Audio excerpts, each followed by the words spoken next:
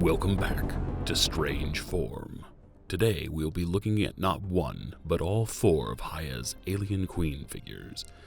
Aliens, Alien Resurrection, Alien vs. Predator, and the Alien vs. Predator battle-damaged version. Though these are essentially two figures with an alternate sculpt or alternate color variations, they do represent every version of the Alien Queen that has made an appearance on film. First up, we have the original Alien Queen from James Cameron's Aliens. For a more in-depth look at this figure, you can watch my previous review, link in the description. This figure is essentially exactly the same as the Resurrection figure, which we will be looking at in just a moment. She comes with 4 base plates that can be connected, a clear plastic stand, a retracted inner mouth and an extended inner mouth, as well as 6 spines. Next, Alien Resurrection Cloned Queen. As mentioned, this figure is identical in every way to the previous Queen, except color and paint application. But since Resurrection actually used the Queen prop from Aliens, having had to hunt it down from a private collector, the lack of variation makes sense.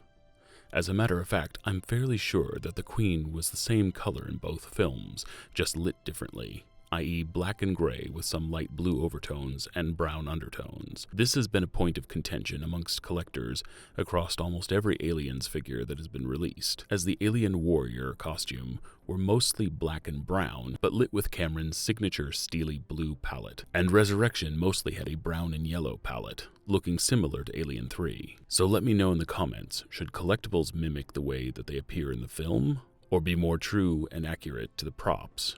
The brown version looks cool enough, sort of like a demonic cockroach, but the paint applications are definitely a bit more slapdash than the original, and we never saw her upright in Resurrection, so this one is a bit of an oddity. I do like both the Aliens and Resurrection figures, but I wish they would have released the Resurrection figure in a reclining sculpt with her staining harnesses around her neck as she appeared in the film. For that matter, I would love to see a support structure and egg sac accessory released for the Aliens Queen. I would definitely build a diorama around those two. Next up is where we have quite a bit of difference. Though familiar in form, the Alien vs. Predator Queen was more than simply a differently lit prop. Less spindly and more proportioned like a T-Rex, the AVP Queen is definitely a departure from the original creature design. But not as far as the effects team had initially proposed. The Queen came very close to being a 4-legged Starship Troopers arachnoid-looking design, but cooler heads prevailed, thinking this was entirely too much of a departure. As you can see, the accessories are exactly the same as the previous two. Hiya's AVP Queen is probably the most AVP accurate toy that has been released to date, more so than the Hot Toys and McFarlane counterparts, that both, coincidentally, are in the same scale. That being said, there are a few places where they skimped that I will mention in just a moment. Lastly, we have the battle-damaged AVP Queen.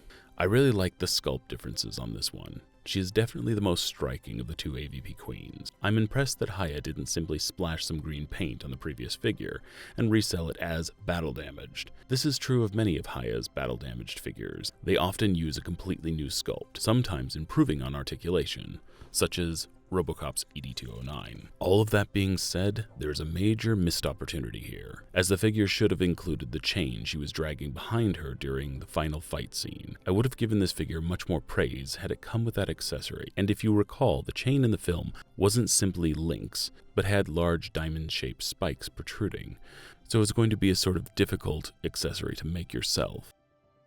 Now with the group all together, it's obvious how much variation there is between each figure, but if I were to only pick one, it would probably be the Queen from James Cameron's Aliens. Not only because that's my favorite iteration of her, but it also appears that the most attention to detail went into that figure.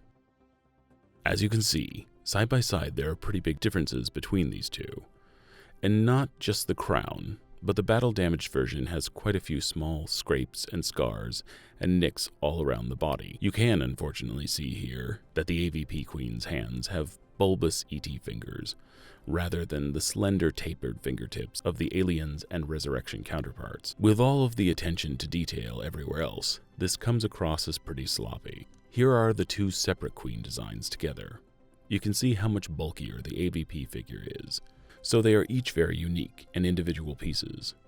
But all of this brings me to my main gripe, which is scale. Next to the smaller drone and warrior figures, the queens look a bit small, especially when you consider the fact that the regular alien is supposed to be around 7 feet tall, and the queen from Aliens is around 15 feet hunched over. This is more pronounced with the AVP queen, which is supposed to be 20 feet tall, and absolutely dwarfs the Predator in the end sequence.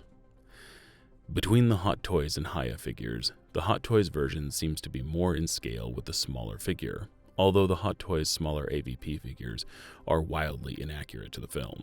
In the end, I'm happy enough with the figures. I would have killed to have any of these when I was 12. If you are a completist, you can't go wrong picking them all up, but the original does have a slight quality edge over the other three. Thanks for watching, and I hope you will remember to like, comment, and subscribe. And remember, never stop collecting.